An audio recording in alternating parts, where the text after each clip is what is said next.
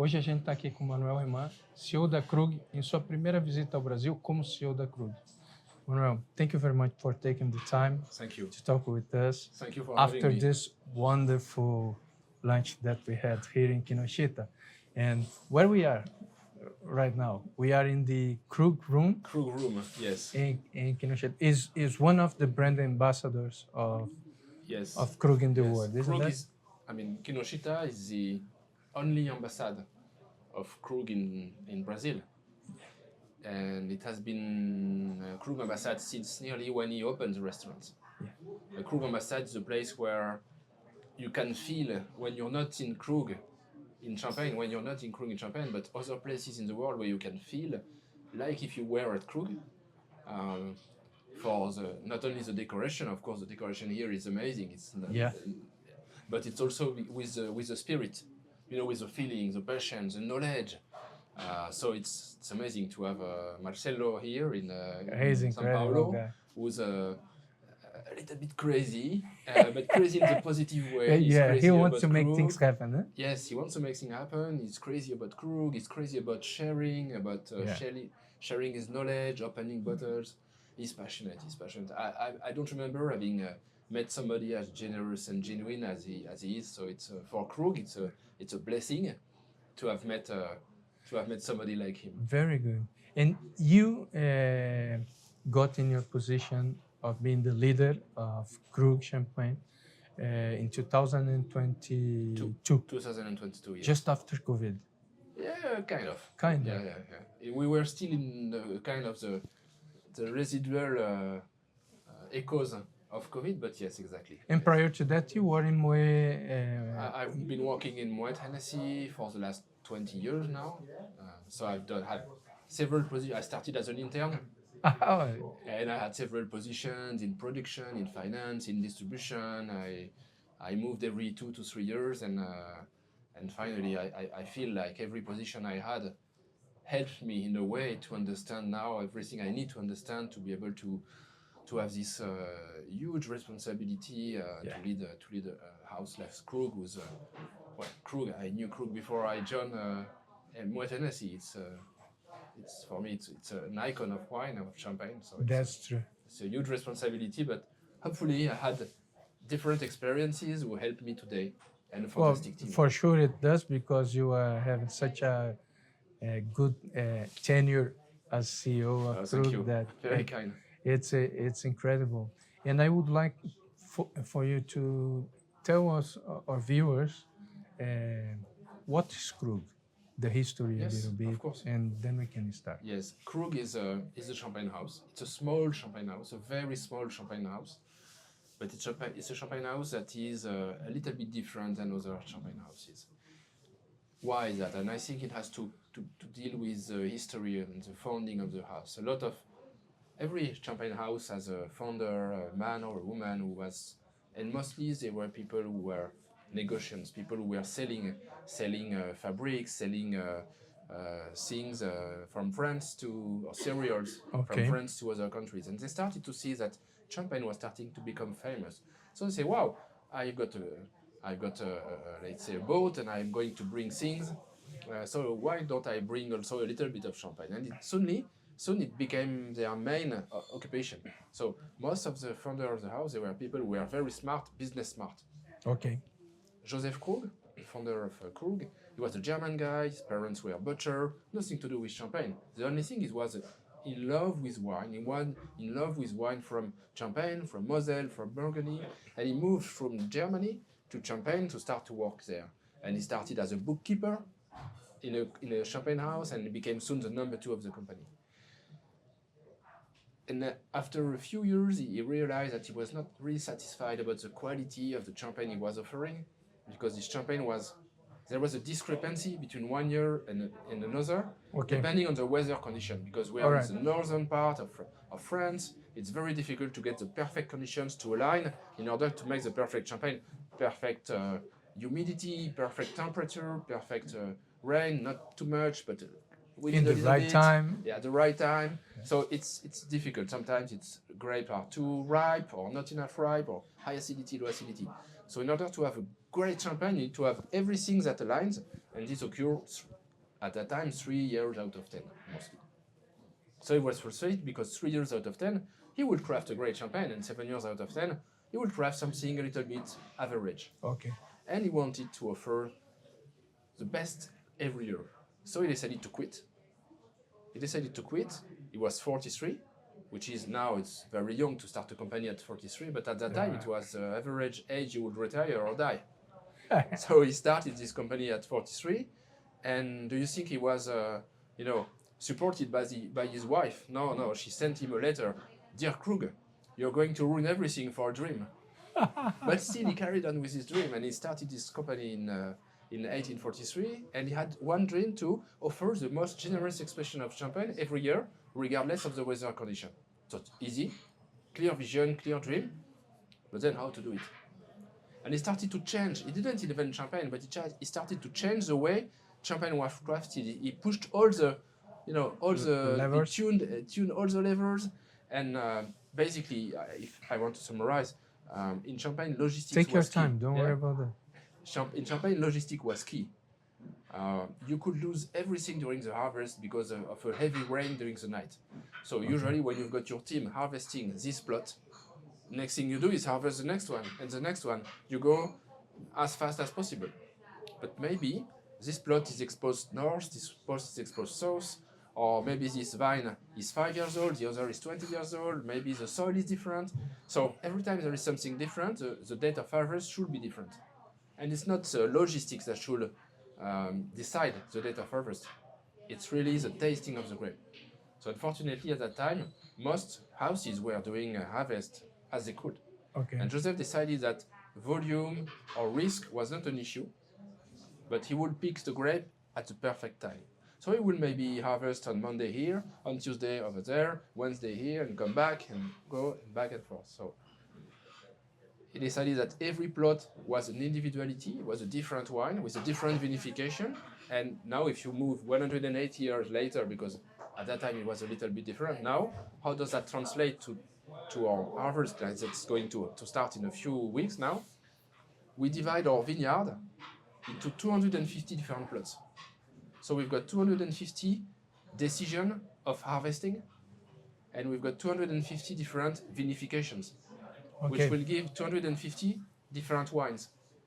And not only we have 250 different wines, but also we believe that one single plot in a warm year will be different in a cold year, or wet or dry year. So we keep some expressions of the plots in a kind of library of reserve wines in order to have different colors, different palettes, or different sounds, whatever you prefer as an analogy, in order to say, okay, maybe one year we don't have this violet Pinot Noir that we love from Ambonnet. We don't have it this year, but we had it a few years ago, so we can find it in the library of reserve wines. Or this crispy Chardonnay. It's crispy this year, but last year it was very round. So maybe by combining both, we can offer everything that champagne has to offer. So if you drink a glass of Krug Grande Cuvée, for instance, it will be a blend of 120, 140, or 200 different wines from 12 different years, from all the villages of Champagne, or most of the villages of Champagne. So this is a story. This was very innovative. It was, yeah. And do you happen to know where, if he's inspired himself in something in another place or something like this? Yes, that's a good question. He was a lover of Moselle wine. Okay. And Burgundy wine. Okay. So Burgundy, this is obvious. Every what we call climat, every small plot in Burgundy is unique because of the soil, because of the exposition, and so on. So he knew that. But also he was a lover of Moselle. And he knew that in Moselle, I don't know if you've been to Moselle, it's a wonderful place. I've been this year. Okay, it's excellent. Incredible. So you see, it's the river is doing curves. So you're moving from east exposed to west exposed to north exposed or south exposed. Different altitude. Different soil, granitic, sandy. So he understood that some specific years he would prefer the wines from this wine grower. Other year, fresher, maybe from the other one. So there is an impact of climate on different plots. So we should have different wines. Okay. And that's what we believe from what he read, what he wrote to us, that it was his inspiration. I heard that, and I assume that one of the things that makes Moët Hennessy House special is that you are able to maintain the personality of the owner or the founder in the house. So this is the way that you can have La Grande Dame and Krug Yes. and Dom Ruinart. Perignon and Ruinart, each one with their own personality. That's the magic of it. It's key to keep to stay true to your origins and to have a vision. If you're just trying to copy somebody else, you're losing your soul, and you know what? You will not last, because fantastic champagne, great champagne, I would say it's easy to make, but to have something to tell, to have a soul in your champagne, this takes time. This takes time, and so you should try to find your own path, not try to do another Dom Perignon, not try to do another Of Moët course. Chandon or another Krug. Try to find your own. Of course, I meet a lot of young champagne producers who tell me, "Oh, I'm inspired by the This- wine from this Michel is Gourrier nice. or by Krug." Or, yeah, okay, that's great to be inspired, but try to do what you feel is adapted to your terroir and your philosophy. What do you like? And in the end, what do you think that Krug brings to the glass that is unique? What is the signature of Krug? I will say two things.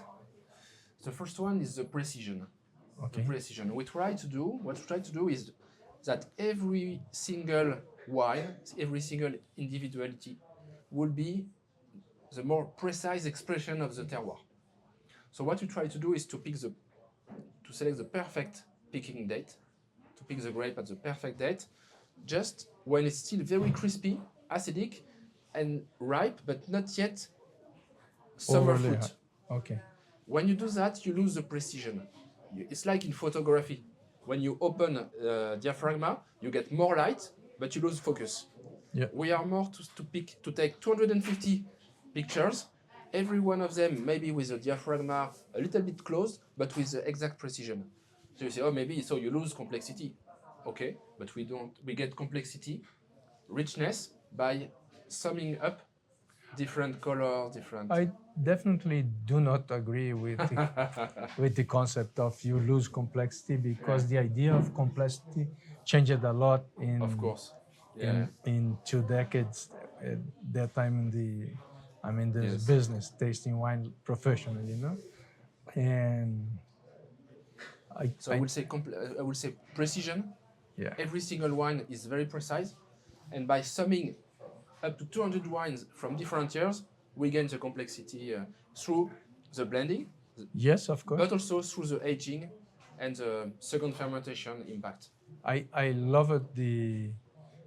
For instance, the vintage 2011.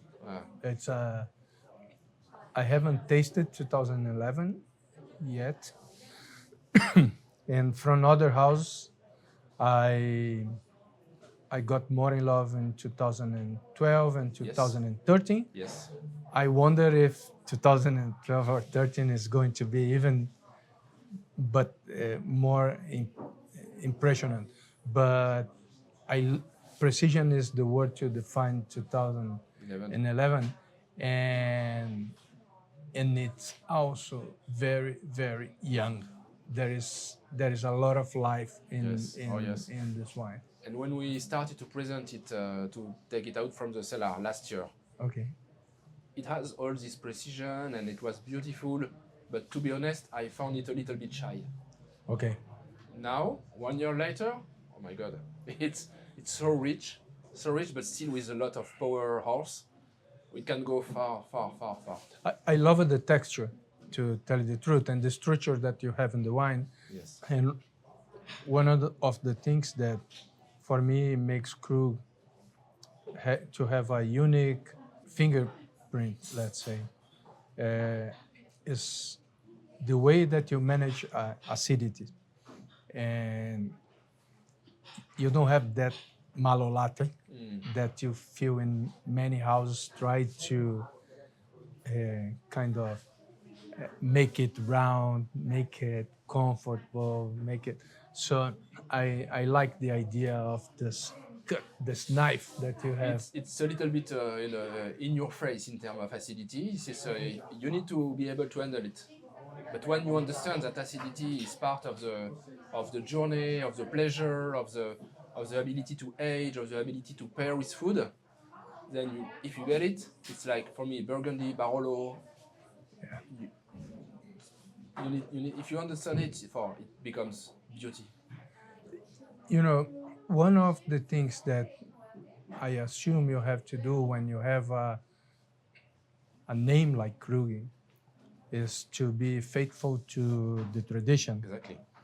But the wine world is changing so much in our conception of what is a good wine or a bad wine, how the wine is going to age, why the wine is going to age, what is going to make it happen.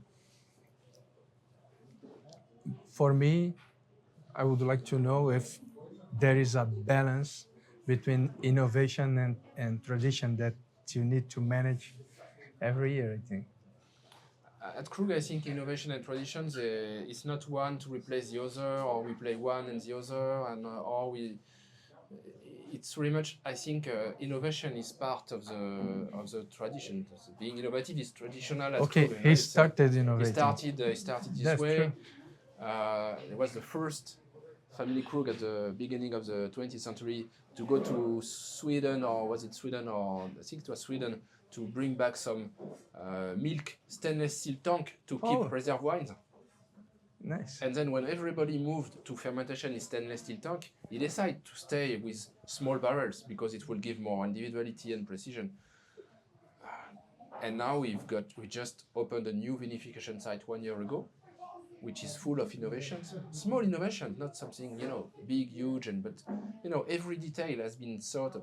How can we protect the wine? How can we protect the people? How can we protect nature? It's very important. Wine, people, nature are the three things we thought about when we design this site. And innovation is at our service in that way. So we change many things, but not the style, not the philosophy. No? Okay. I think I read that you were in charge of special products in Moët Chandon. Is that so? I started special project. Special project. It's kind of a job as a chief of staff of the president. I started like that. Yes. And what do you bring to Krug in a kind of a new vision, knowing what you know that consumers are changing, Yes. Places of Totally. consumption are changing, Exactly. Occasions of consumption are changing. How does how does Krug get into be part of new people, new consumers' life, and in new places, new countries? That's a very good question. For me, it's key. We cannot just rely or stay where we are sold today, where we were sold 20 years ago. Staying only in white gloves, napkin restaurants, traditional only for wine lovers or food lovers, people who know everything. The champagne of experts. It shouldn't be like that, because we don't like it. We prefer to be more, have more humanity or access to more type of people. And I think also it's part of the evolution, and our consumers are moving, and now the journey in wine is changing also. You will start with one type of wine, you will start with a low, inexpensive wine, and then move on, and finally maybe discover champagne, and finally one day Krug. I think the world is changing. If you go to China, to Japan, to Korea, to Chile, to Brazil, and people who want to discover wine, if they can afford it, they directly go to what they want, what they read, what they believe is the best. and Yeah. so and it's great also to see that there is always a food scene that is going faster than the wine scene. If you go to Thailand, there is an amazing wine and food scene. If you go to Lima is changing. São Paulo is crazy. The number of good restaurants that you could go to, and as long as you've got good food, people would like to take wine, and wine means also wine pairing, and they will change and they will finally go to champagne. So I think we need to not only to be there, but we need to take this change by the hand and lead Yep. it also.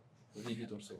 At one moment, I don't recall exactly the year, I think it's 2015, Brazil got into the 10th position of champagne Okay. importer in the world. Then we lost it. Yes. And I see that somehow we are Recovering. recovering Yeah. it. Well, it's helping a little bit that some other parts of the world Declining. are declining, Yes, yes. but we are getting there. So how do you see Brazilian market and Brazilian consumers right now? Well, Brazil, well, first of all, it's a huge country. It's a huge country. It's a country with a lot of people, a lot of potential champagne lovers, Krug lovers, and also even though there is still a lot of poverty in Brazil, the middle class is growing in number, and also everything is now more available in terms of information thanks to people like you. Also, people get the temptation of tasting things outside of their local beer or local consumption. No, they want to discover. Yeah, want to be part they are of this getting out world. of the comfort zone. Exactly, Yeah. exactly. So I think it's we still have some barriers to jump over when you want to develop Brazil. Tax being one, administrative barrier being another. Honestly, I'm not sure there is another country as Brazil in terms of difficulty to. I think to only import, Colombia Colombia is worse. is worse than Brazil, But then as the producers tell me. yes, huh? yes, yeah. So- Okay, well, so it's but it's we cannot. I mean, I cannot change it, so I have to play with that. Yeah. That, and but for me, from what I've seen in Brazil, it's growing for Krug. I've met people who know better than me Krug sometimes. They are so crazy about the house. So we need to. I've met also people who just want to discover more, who are willing to come to France, to come to visit, to travel, to discover, to know more. I think it's part of the fun. It's not just drinking champagne. Yeah. No, it's understanding what to drink and why. And as I see, Brazilians like to drink the wine. Yes. It's not only as a trophy that's going Oh, to no. be there. No. They want to enjoy, share, know more, taste more, buy more, try different things, and Exactly. and this is quite a good moment for Yes, Brazil. I in terms met of people wine. yesterday night. They are planning a trip to France, and they are going to the north of Rhone. They are going to Château Chalon, and then Burgundy. And okay, so that's cool. No? Yeah, Brazilians are all over the place. Yes. Yeah, it's incredible.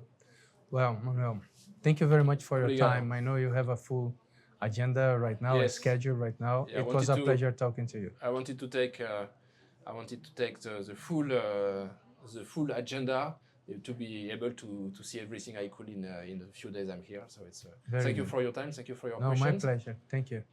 Bom, vocês participaram dessa conversa. É só um começo. A gente vai ter uma matéria especial na revista sobre essa degustação que a gente fez hoje e que o André está me ajudando a preparar. Saúde. So, Esse programa é um oferecimento Adega Online, o marketplace oficial da revista Adega.